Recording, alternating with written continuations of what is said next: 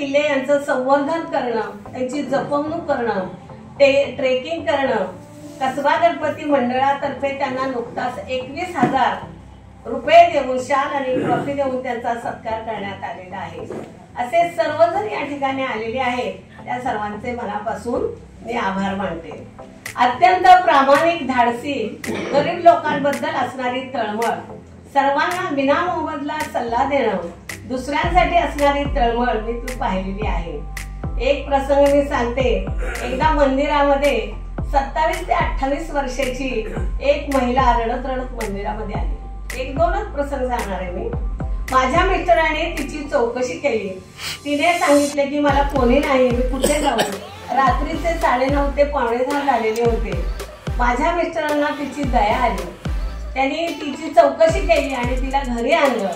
घरी आणून 8 दिवस तिला घरी ठेवलं आणि सगळं खाण्यापिण्याची सगळी तिची व्यवस्था ही मला करायला लावली.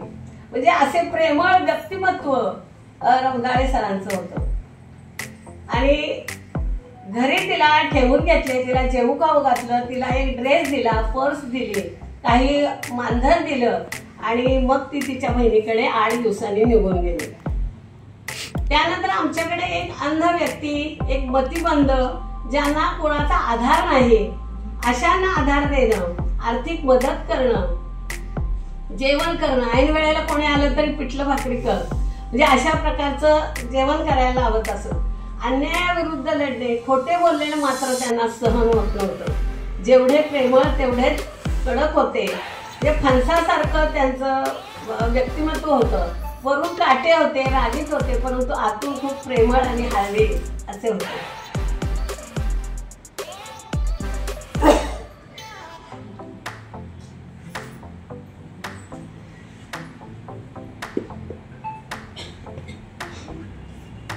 जेवढे प्रेमळ तेवढेच कडक होते. 3 ते मंदिरातून येताना 3 ते 4 जणांना ते बरोबर घेऊन येत असत आणि त्यांना चहा पाणी देणं, नाश्ता देणं, हे सगळं ते करत असत. सामाजिकतेची जाणीव, भान त्यांना पूर्णपणे होतं. दुसऱ्यांबद्दल खूप आदर होता, प्रेम होतं. समोरची व्यक्ती उपाशी राहिलेली त्यांना चालत नव्हतं. स्वतः पैसे घालून त्यांच्यामुळे त्यांनी मला पुण्यात आणलं. सातारहून मी या ठिकाणी येत नव्हते, कारण सातारमध्ये माझा जम बसलेला होता. आणि असं असताना मी या ठिकाणी पुण्यामध्ये माझ्या मिस्टरांनी मला आणलं आणि त्यामुळे आणि नंतर मला असं वाटायला लागलं की सातारला परत कधीही नको जायला, असं वाटायला लागलं. कारण इतके विचार वेगळे आणि इतकी शिस्त जी लावली ती केवळ माझ्या मिस्टरांनी लावली. माझ्या शाळेमध्ये ते सांगायचे की आपण कमावलेल्या पैशातून 10% आपण दान केले पाहिजे, समाजासाठी दान केले पाहिजेत आणि तरच आपण आनंदी राहू शकतो. हे वाक्य मी लक्षात ठेवलेलं आहे आणि त्यांचं जे हे आहे वारसा तो पुढे चालवण्याचा मी प्रयत्न करीत आहे. नामवंत डेक्कन एज्युकेशन सोसायटीमध्ये ही संपूर्ण ब्राह्मण सोसायटी आहे आणि या सोसायटीमध्ये माझं जे बसस्थान बसलं ते केवळ माझ्या मिस्टरांमुळे. अडीअडचणीला मला त्यांनी खूप साथ दिलेली आहे, ती मी कधीही विसरू शकत नाही.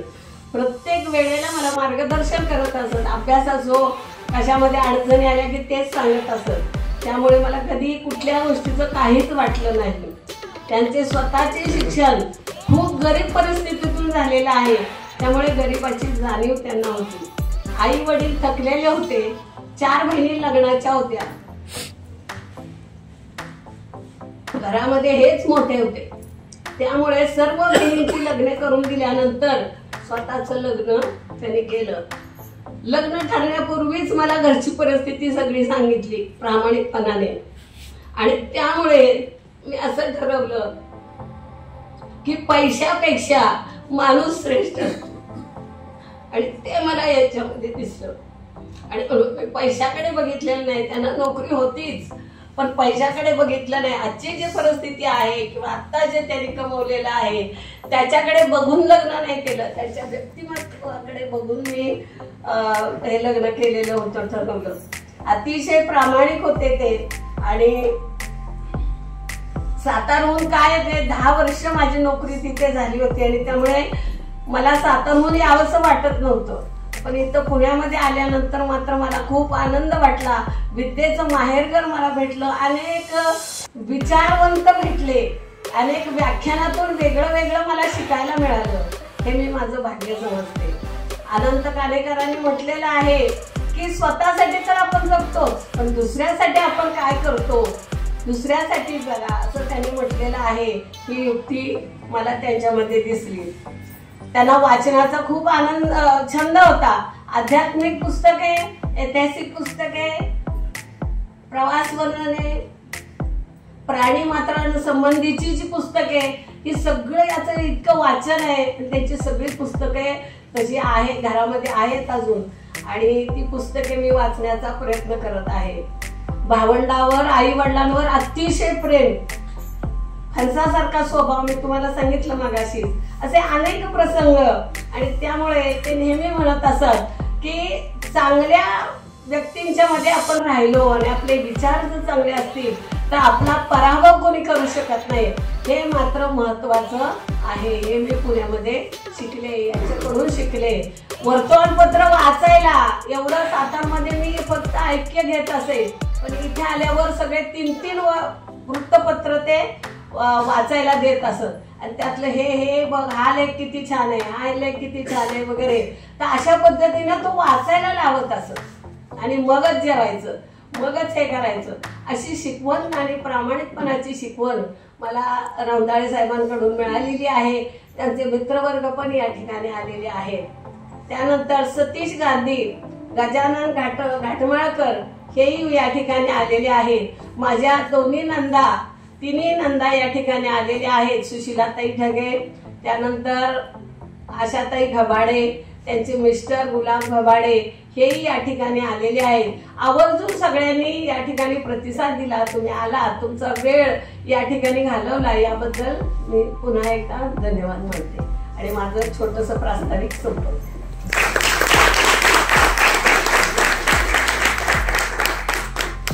धन्यवाद ताई. आता थोडासा बदल अशासाठी करणार आहे, भंडारी सरांकडे घरी काही पाहुणे आलेले आहेत आणि त्यांना एका ठिकाणी 7:30 परत जायचंय. तर ते पुरस्कार आहेत ते अगदी 10 मिनिटांमध्ये आपण अगोदर उठून घेऊ. सरांचं एक 10 मिनिटं मनोगत ऐकून आपण पुन्हा कंटिन्यू करू, सरांना परमिशन देऊ. तर या पुरस्काराचं पहिल्यांदा वाचन करतो. स्वामी समर्थ प्रतिष्ठान नांदेड सिटी पुणे आयोजित ज्येष्ठ समाजसेवक, सेवाभावी कायदेतज्ञ, सेवाभावी उद्योजक ॲडव्होकेट अंकुश रामचंद्र रौंदाळे सरांच्या 5व्या स्मृतिदिनाचे औचित्य साधून राज्यस्तरीय सेवागौरव पुरस्कार 2025. सस्नेह नमस्कार. दीन दुबळ यांची सेवा हीच माझी खरी भक्ती, मनोभावे ती कराया देर देवा मद शक्ती. जन्मलो त्या मातीला आपलं काही देणं आहे, हक्क आणि इमानाची मुठभर माती घेणं आहे. हा विचार अंगीकारून याच कवितेप्रमाणे आपल्या सबंध आयुष्यात अनेक गोरगरीब, अनाथ, गरजू, अपंग व अंध अशा विविध घटकातील मंडळींना सरळ हाताने जमेल तशी जमेल तेवढी मदत करणारे ज्येष्ठ समाजसेवक, कायदेतज्ञ, सेवाभावी उद्योजक ॲडव्होकेट अंकुश रामचंद्र रौंदाळे यांनी आयुष्यभर केली. त्यांच्या याच प्रेरणेने आपण गेली अनेक वर्षापासून विधी, सामाजिक, औद्योगिक, पर्यावरण, शैक्षणिक या विविध क्षेत्रात काम करत असताना समाजातील एक सुजाण नागरिक तसेच आदर्श व्यक्तिमत्व घडावे ही आपली ओळख आपण आपल्या कामातून निर्माण केली आहे. आपल्या या कार्याची दखल घेऊनच ॲडव्होकेट अंकुश रामचंद्र रौंदाळे यांच्या 5व्या स्मृतिदिनाचे औचित्य साधून आम्ही आपणास राज्यस्तरीय सेवागौरव पुरस्कार अतिशय आदरपूर्वक प्रदान करत आहोत. आपल्या पुढील वाटचालीस मनपूर्वक शुभेच्छा. पहिला मान आहे आजच्या पुरस्काराच्या, ज्या पुण्यामधल्या प्रसिद्ध वकील आहेत ॲडव्होकेट मधुरा देशपांडे. त्या पुरस्कार झाल्यावर नाही म्हटल्या तरी शेवटला 5 मिनिटं आदिवासीच्या एका केस संदर्भात त्या 5 मिनिटं तुम्ही गेल्यावर बोलणार आहेत, पण तुमच्या अगोदर नाही. कारण त्यांचा तो किस्सा मला एवढा आणि अनेक महिलांना आवडला की आदिवासी महिलांच्या केसेस घेणं, आदिवासी महिलांची भाषा समजून घेणं आणि वकिलांनी तशी भांडणं ती केस जिंकून तरी किती अवघड आहे. एकतर मराठी धड नाही, हिंदी धड नाही, अशी आदिवासी भाषा असते. आमच्या सगळ्या साहित्यिकांना समजायची मला त्या आदिवासी भाषेचे शब्द कळत नाही. तरी सुद्धा मॅडम ह्या एक चांगल्या वकील आहेत आणि प्रोफेशनल वकिली म्हणून करत असताना तुमच्या साहेबांचं जसं नेचर होतं रमदाळताई, अगदी सेम तसंच मी मॅडमना माझ्या संपर्कात असून 4 केसेस दिल्या पण लगेच तुम्हाला आश्चर्य वाटेल. त्यांनी केसेस जिंकून निकाल दिले, पैशाचा विषय सुद्धा काढला नाही अजून. 2 लग्न तुटली की ती लग्न जुळली, परत लग्न झाली. त्यांनी ते करून दिलं, विचारलं पण नाही की सगळं तुमच्याकडे ते केसेसचे पैसे राहिले तुमच्या लोकांकडे. म्हणजे असे वकील हे साहेबांच्या विचाराचे वकील आहेत. म्हणून मॅडमसाठी जोरात टाळ्या होऊन जाते की असे वकील सुद्धा आपल्या महाराष्ट्रामध्ये आहेत. भंडारी सर विनंती करतो की आपण टाळ्याच्या गजरामध्ये मधुराताईंचा सन्मान करायचा आहे. त्यांच्याकडे सुद्धा 5 असिस्टंट काम करतात बरं का सर. म्हणजे या एवढ्या लहान वयामध्ये 5 असिस्टंट ठेवणं आणि हजारो केसेस लढणं आणि जिंकणं, वा, जरा जोरात टाळ्या. Very good, thank you. शाल तिरंगा ऊपर जय हिंद असं त्याच्यावर लिहिलेलं आहे. आपण सगळे भारतीय आहोत, हिंदुस्थानी आहोत म्हणून. सन्मान चिन्ह आणि सन्मानपत्र असं पुरस्काराचं स्वरूप आहे. त्यानंतर दुसऱ्या मानकरी आहेत अहिल्यानगर येथील हिराताई आवटी. श्री गणेश पापड उद्योग समूहाच्या माध्यमातून निराधार व गरजू हाताला काम देत आहेत. आज त्यांच्याकडे 10 निराधार विधवा महिला सक्षमपणे काम करून उदरनिर्वाह करत आहेत.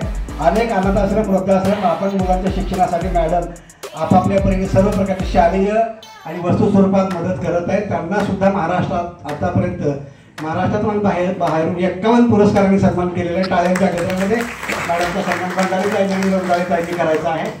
भंडारी सर आणि रमदाळी ते मिळून करायचं आहे, संयुक्त.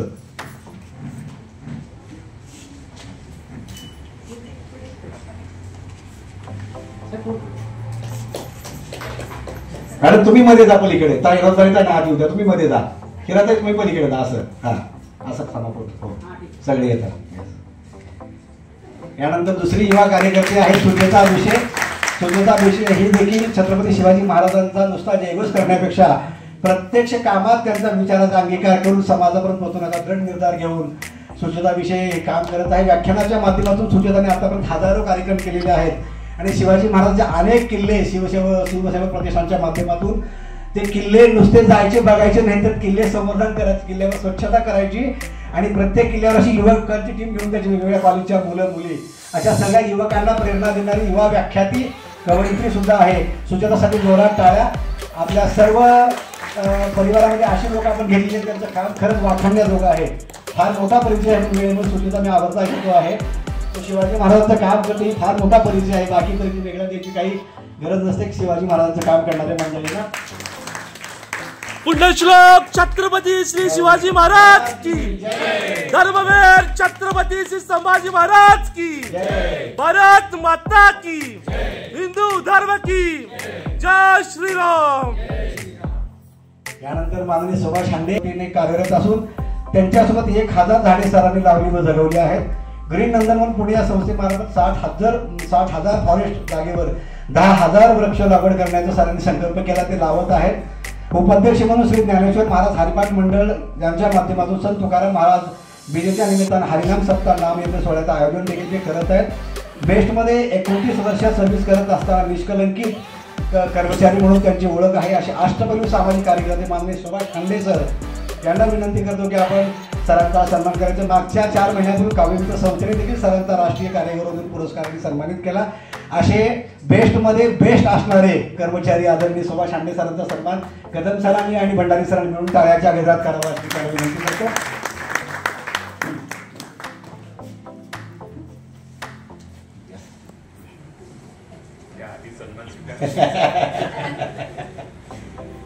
तिरंगा हे आपल्या देशाचं प्रतीक, झेंड्याचं प्रतीक म्हणून तिरंगा आम्ही देतो शाळाऐवजी. सन्मानपत्र व सन्मान चिन्ह. तुम्ही या अलीकडे तुम्ही दिसतात बरोबर, तुम्ही थांबा इकडे फक्त असं थांबा सगळे. यानंतर पुढील 3 पुरस्कार देण्यासाठी मी डफल सर आणि कदम सरांना विनंती करणार आहे. रुचा कर्वे कवयित्री लेखिका, ललित लेख लेखिका, सूत्रसंचालिका, 2019 मध्ये काव्यशिल्प संस्थेमध्ये सचिव, त्यानंतर 2021 मध्ये काव्यशिल्प संस्थेमध्ये अध्यक्ष म्हणून बिनविरोध निवड, अनेक राज्यस्तरीय काव्य स्पर्धांमधून प्रथम पुरस्कार प्राप्त. काव्यांगण ह्या महास्पर्धेत यशस्वी झाल्यामुळे मधुराणी प्रभुलकर यांच्या कवितेचे पान ह्यासाठी निवड. अनेक प्रातिनिधिक कविता संग्रहातून कविता सन्मानित. 2019ला काव्यमित्र संस्थेचा आदर्श शिक्षक पुरस्कार. अनेक संस्थांमधून कवित्री म्हणून कविता सादरीकरण, उत्कृष्ट निवेदिका, सूत्रसंचालिका. आणि रुच्याचं वैशिष्ट्य म्हणजे मॅडम म्हणाले तसं 50% मुलाकडनं सर एकही रुपया फीस नाही घेता शिकवतात गरीबाच्या मुलांना. जोरात टाळ्या होऊन जाते त्यांच्यासाठी. आणि त्याचा विषय गणित आहे बरं का. विशेष म्हणजे गरीबाची मुलं गणितामध्ये 100% मार्क घ्यावे फार उच्चाचा नेहमी आग्रह असतो. अशा एक आदर्श शिक्षिकेचा सन्मान आपल्या संस्थेकडून होते. टाळ्यांच्या गजरामध्ये सांगा भंडार कोणी केला तुम्ही. हां सगळ्यांनी हात लावा फक्त. हां हात लावा सगळ्यांनी. मॅडम तुम्ही पण लावा असं. हां यानंतर वात्सल्य सामाजिक संस्था जळूर तालुका तुळजापूर आलेत का जाधव सर. परिचय सांगतो तोपर्यंत या स्टेजवर वेळ वाचेल आपला. समाजातील विधवा परित्यक्त्या आदी एकल महिला अनाथ मुलांसाठी शैक्षणिक कार्य, ज्येष्ठ निराधार नागरिकांसाठी निवारा, गोसंवर्धन, वृक्ष लागवड, त्याचबरोबर 302 विधवा आत्महत्याग्रस्त शेतकऱ्यांच्या पत्नी परित्यक्त्या अनाथ भगिनीमध्ये त्या संस्थेचे काम सुरू आहे. 143 महिलांना संस्थेने आतापर्यंत आधार दिला आहे. संस्थेमध्ये सध्या एकूण 302 एकल महिलांमध्ये काम सुरू आहे. त्यापैकी 143 महिलांना आधार दिला. कुक्कुटपालन, गांडूळ खत, शिलाई मशीन, शेळीपालन यासाठी त्यांना मदत करण्यात आली. अशा एकल महिलांसाठी काम करणारे हे कार्यकर्ते एकदा जोरात टाळ्या त्यांच्यासाठी होऊन जाते.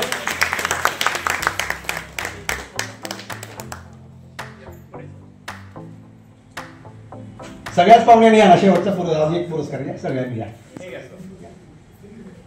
सगळे ग्रुपने थांबा म्हणजे दिसतात फोटोमध्ये. असं करूया.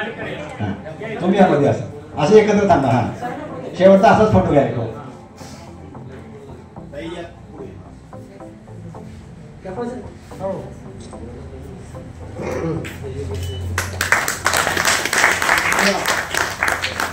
यानंतर व्हील पॉवर ह्युमॅनिटेरियन नावाची संस्था आहे. या मुलींना या परिचय देतो तुमचा तोपर्यंत.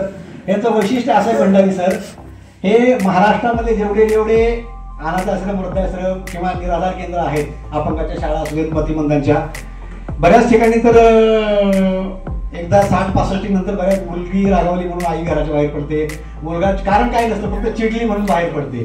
तर अशा ठिकाणी जाऊन त्यांना पूर्ण समजून घेतात आणि समजून घेऊन त्यांना 2 दिवस त्यांच्यासोबत शनिवारावर हे सगळे सॉफ्टवेअर इंजिनियर आहेत, सगळ्यांना शनिवारवर सुट्टी असं म्हणून हे काय करतात संपूर्ण महाराष्ट्राच्या अशा ठिकाणी जाऊन त्यांचं दुःख जाणून घेतात, त्यांना हसवतात 2 दिवस आणि त्यांना जाणून की आम्ही तुमची नातूच आहोत, तुमची मुलंच आहोत असं म्हणून त्यांच्यामध्ये सकारात्मक त्यांच्यामध्ये पॉवर आणण्याचं काम व्हील पॉवर संस्था करते. त्यांच्यासाठी जोरात टाळ्या होऊन जाऊ.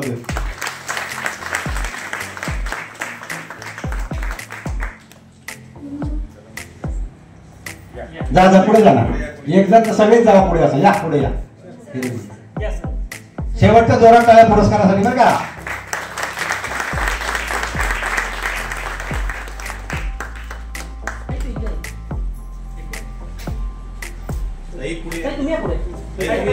या ना तुम्ही पाहिजे काय.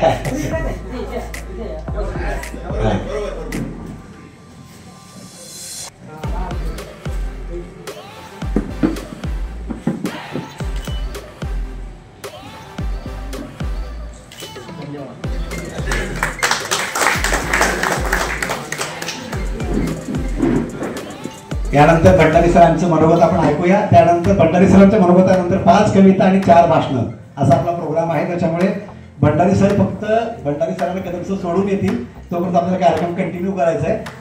भंडारी सरांना मी विनंती करतो की आपण ठीक आहे या सर.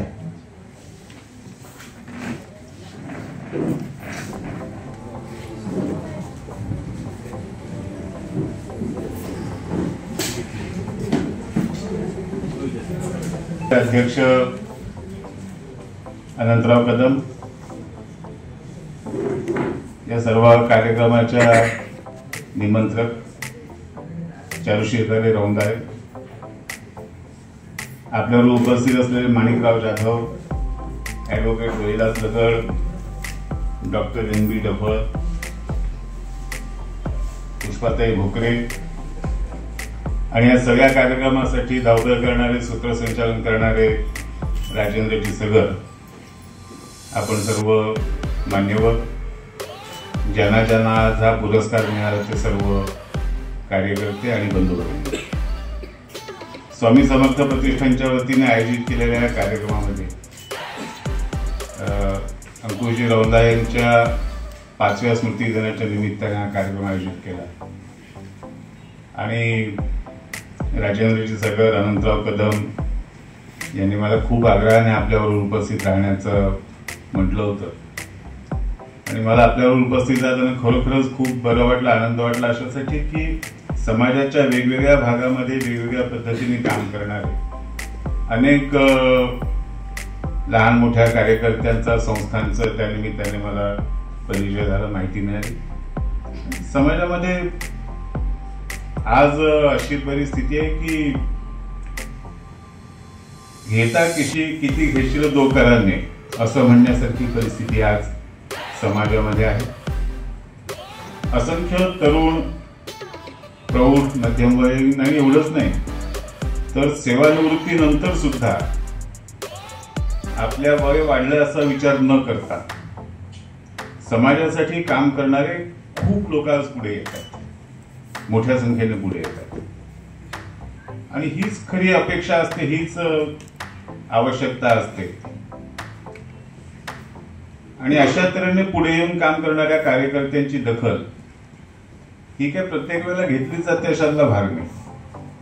कारण शेवटी समाज एवढा मोठा आहे, समाजाची व्याप्ती एवढी मोठी आहे, त्या सगळ्या घडलेल्या घटना काही सगळ्या समाजासमोर येत राहतात अशातला भाग नाही.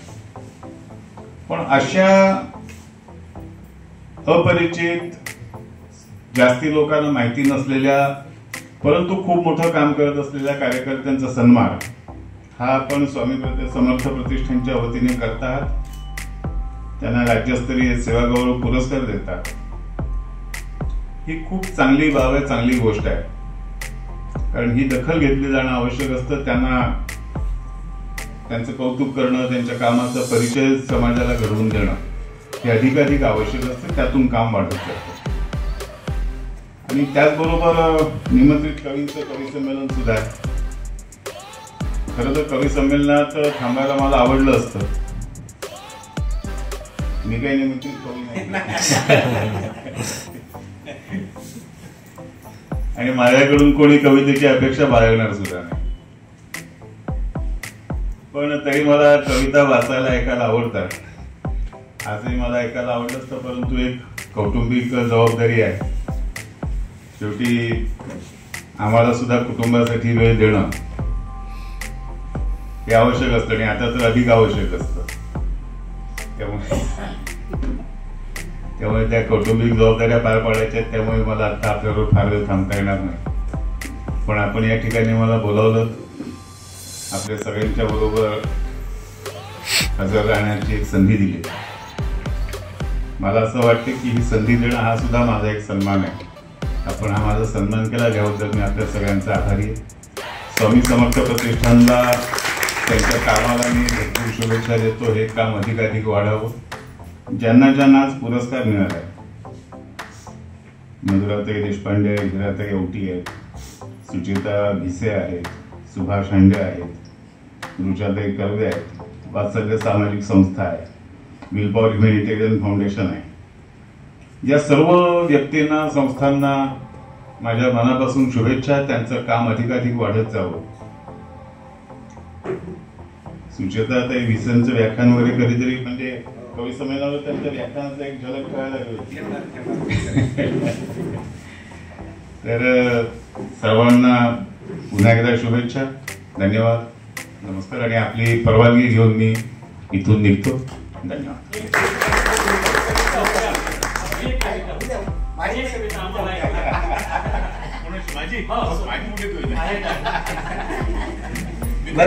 पुरस्कार मानकराचे ग्रुप फोटो सरांसोबत आपल्याला घ्यायचे. मग कवी संमेलन सुरू. सगळ्यांनी 1 मिनिट या. फक्त पुरस्कार मानकर 1 मिनिटात या.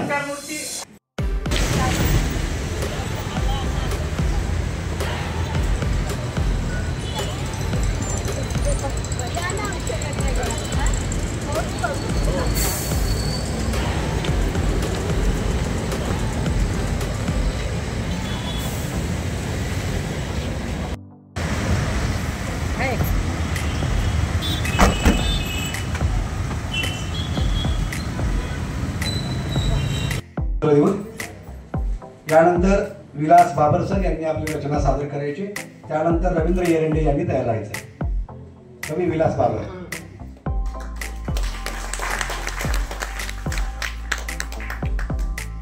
आदरणीय व्यासपीठ, माझे सगर सर आणि माझे रसिक श्रोते, माझं नाव विलास बाबर, मी उद्योजक कवी आहे आणि मेकॅनिकल इंजिनियर असून कवितेच्या क्षेत्रामध्ये हल्ली धुमाकूळ करतोय. सगळ्यात मला सांभाळून घेत आहे. सगळ्याला मी म्हणजे प्रोत्साहन दिल्यामुळे वर्षाधारा नावाचं माझं एक पुस्तक आता दिवाळी नंतर येतं. त्यामध्येच एक कविता मी आता म्हणून दाखवतोय. सध्याला दिवस सगळे पावसाचे आहेत. पावसाने थैमान घातले पण थैमान पावसाचे असे. यावे पावसा म्हणून केली होती विनवणी. यावे पावसा म्हणून केली होती विनवणी. जावे तो आता त्वरित इच्छितो मी पाठवणी. जावे तो आता त्वरित इच्छितो मी पाठवणी. तुला दिला होता पैसा सिद्ध केलास तो खोटा. खूप धुवून काढले कसा रे झालास एवढा मोठा. पावसाला प्रश्न विचारतात. बळीराजा वैतागला तुझे पाहता थैमान. बळीराजा वैतागला तुझे पाहता थैमान. बनलास का असा रे जीव घेना तू सैतान. खूप मराठवाड्यात हालत बेकार आहे आमच्या. मी मराठवाड्याचं. पाणी असते जीवन तुझ्या येण्याने आम्ही रमलो. पाणी असते जीवन तुझ्या येण्याने आम्ही रमलो. शेती घरी दारी अति पाणी झाल्याने आता दमलो. पावसाने ओलांडली नियमितची मर्यादा. पावसाने ओलांडली नियमितची मर्यादा. निसर्गाच्या बिघाड्याने नाही झाला कुणाचा फायदा. हात जोडतो पावसा नको पडू अस्ताव्यस्त. हात जोडतो पावसा नको पडू अस्ताव्यस्त. तुझ्या ह्या थैमाना पुढे झाले आम्ही सगळे उद्ध्वस्त. शेवटचं कडवं. शेती पीक गेले वाया. मेली खूप जनावरे. हातबल झाला बळीराजा कोसळणे आता थांबव रे. पावसाला विनवणी करतो आपण. यावे पावसा म्हणून केली होती विनवणी. जावे तू आता त्वरित इच्छितो मी तुझी पाठवणी. धन्यवाद. आता सगळ्या संपूर्ण महाराष्ट्रामध्ये प्रचंड हाहाकार माजवला पावसाने. सगळीकडे ओला दुष्काळ झाला अशा विषय कविता सरांनी या ठिकाणी सादर केली. रवींद्र एरंडे सर यांनी आपली रचना सादर करण्यासाठी यायचं. प्रतिष्ठानचे पहिल्यांदा मी आभार मानतो आणि या ठिकाणी आज मला कविता सादर करण्याची संधी दिली त्याबद्दल मी सर्वांचे आभार मानतो. 150 वर्षांच्या ब्रिटिशांच्या राजवटीनंतर 15 ऑगस्ट 1947 साली आपला भारत देश स्वतंत्र झाला. मागाशी या ठिकाणी सभागृहामध्ये शिवाजी महाराजांचा जो काही जय जयकार झाला तो ऐकून आम्हालाही जरा बरं वाटलं, कारण आम्ही शिवनेरीचे पाईक आहोत. या ठिकाणी आमचे मित्र सुभाष हांडे सरांचा सत्कार झाला. त्या सत्काराच्या निमित्ताने आम्ही या ठिकाणी मला येण्याची संधी मिळाली. तर 15 ऑगस्ट 1947 साली प्राध्यापक वसंत बापटांनी कविता केली होती. शतकानंतर आज पाहिली पहिली रम्य पहाट. या गीताची मला आठवण झाली आणि मागील महिन्यातच युनेस्को जागतिक वारसा मानांकन यादी जाहीर झाली. त्याच्यामध्ये महाराष्ट्राच्या गौरवशाली 12 किल्ल्यांची इतिहास गडकिल्ल्यांपैकी 12 किल्ल्यांचा जागतिक वारसा स्थळामध्ये समावेश करण्यात आला. त्यामध्ये आमच्या शिवनेरी किल्ल्याचा समावेश आहे. रायगडाचा आहे पण आमच्या शिवनेरीचा आहे. तर आमचा हा जुन्नर तालुक्याचा आमचा हा सन्मान म्हणून मलाही त्या दिवशी कविता सुचली की आज मी पहिल्यांदा तिथं सादर करतोय. स्वातंत्र्यानंतर आज पाहिली पहिली रम्य पहाट. स्वातंत्र्यानंतर आज पाहिली पहिली रम्य पहाट. छत्रपतींचा जन्म झाला काय वर लावा शिवनेरीचा थाट. छत्रपतींचा जन्म झाला काय वर लावा शिवनेरीचा थाट. शाहिस्ता छाटला अफजल फाडला सिद्धीलाही खिंडीतच त्या गाठला. गडबडीत होऊनी औरंग्याचा होई जळफळाट. छत्रपतींचा जन्म झाला काय वर्णावा शिवनेरीचा थाट. सूर्यासम गगनी तळपला सूर्यासम गगनी तळपला. वादळासम रणी गरजला. पर्जन्यासम भुवरी बरसला. कर्तव्याप्रती देहबाण विसरला. त्या राजाचे शिवगान गाऊ होऊ भारत भूचे भाट. छत्रपतींचा जन्म झाला काय वर्णावा शिवनेरीचा थाट. शिवनेरीवर जो प्रगटला शिवनेरीवर जो प्रगटला. रायगडी हा शांत निमाला. वंदन करीतो त्या शूराला. जगी आज उसळली भगव्याची ही लाट. छत्रपतींचा जन्म झाला काय वर्णावा शिवनेरीचा थाट. जय भवानी जय शिवाजी जय शिवाजी. सरांचा सन्मान डबल सरांनी करावा. डॉक्टर सन्मान घ्यायचा आपला. त्यानंतर गायिका व कवयित्री प्रांजल धडपळे.